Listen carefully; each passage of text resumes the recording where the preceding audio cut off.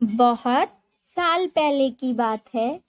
एक आलसी लेकिन भोला भाला युवक था।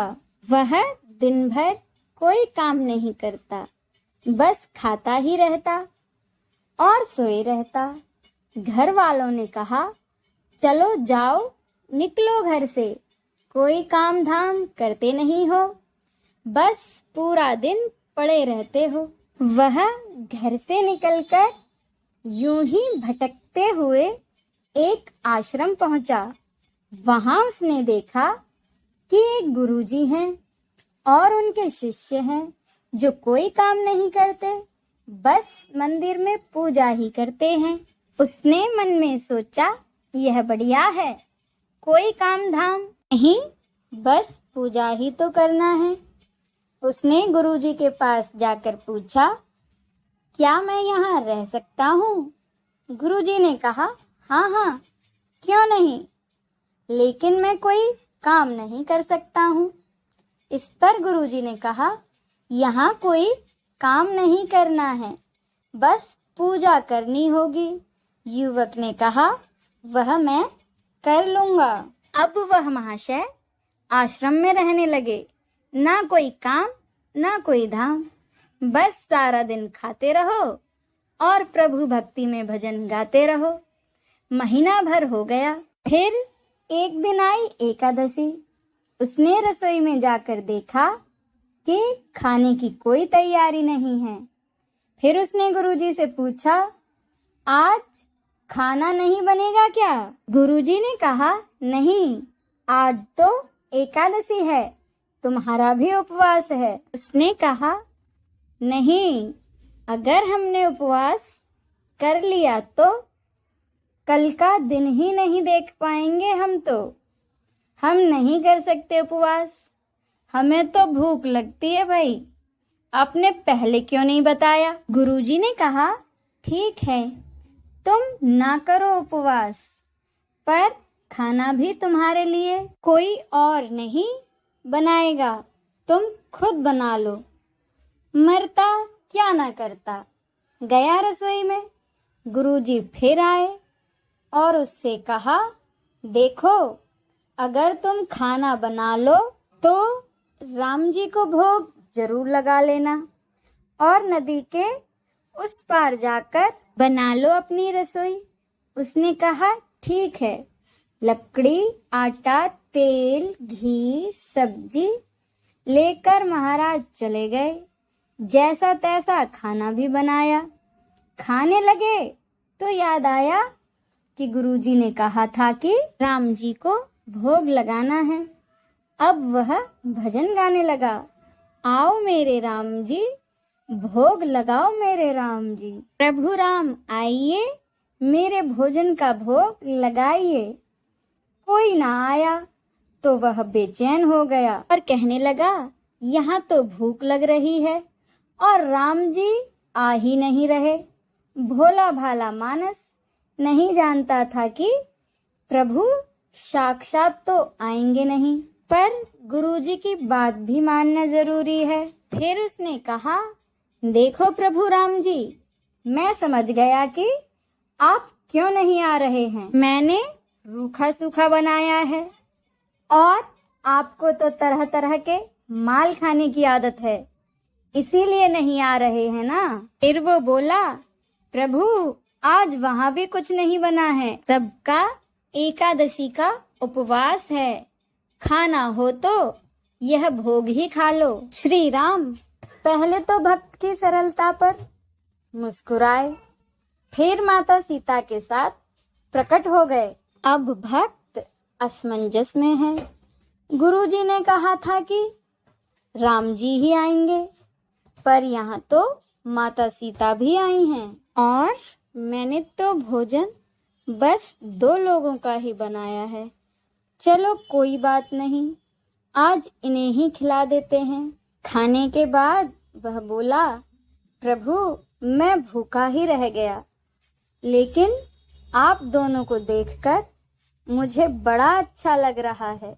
लेकिन प्रभु अगली एकादशी पर ऐसा ना करना, पहले ही बता देना कि कितने जन आ रहे हो और हाँ, थोड़ी जल्दी आना। राम जी उसकी बात पर बड़े खुश हुए, प्रसाद ग्रहण करके चले गए।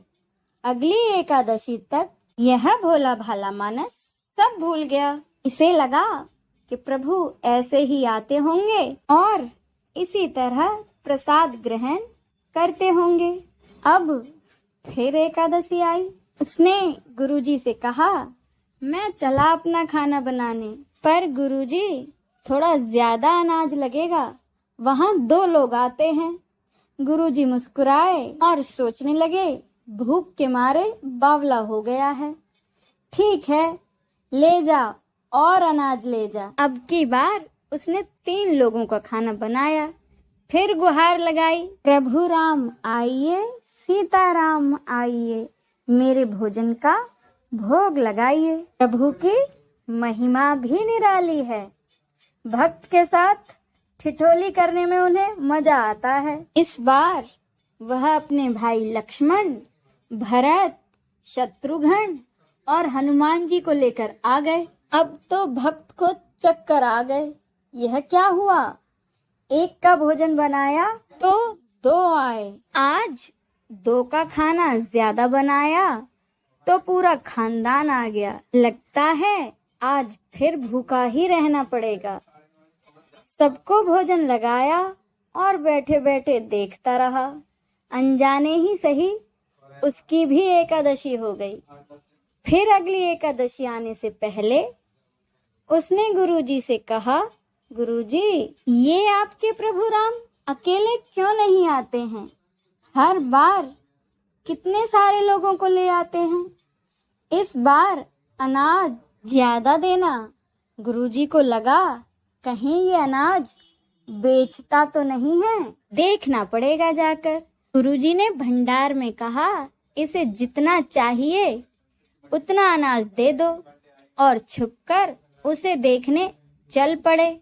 इस बार भक्त ने सोचा, पहले खाना नहीं बनाऊंगा, पता नहीं कितने लोग आ जाएं, पहले बुला लेता हूँ फिर बनाता हूँ। उसने फिर गुहार लगाई, प्रभु राम आइए, श्री राम आइए, मेरे भोजन का भोग लगाइए। सारा राम दरबार मौजूद। इस बार तो हनुमान जी भी साथ आए, लेकिन यह क्या, प्रसाद तो तैयार ही नहीं है। भक्त ठहरा भोला भाला, बोला, प्रभु इस बार मैंने खाना नहीं बनाया। प्रभु ने पूछा, क्यों? बोला, मुझे मिलेगा तो है नहीं, फिर क्या फायदा बनाने का, आप ही बना लो और खुद ही खा लो। राम जी मुस्कुराए, माता सीता भी गदगद हो गईं। उसके मासूम जवाब से लक्ष्मण जी बोले, क्या करें प्रभु? प्रभु बोले, भक्त की इच्छा है, पूरी तो करनी पड़ेगी, चलो तो फिर लग जाओ काम से। लक्ष्मण जी ने लकड़ी उठाई, माता सीता आटा सानने लगी और भक्त एक तरफ बैठकर देखता रहा।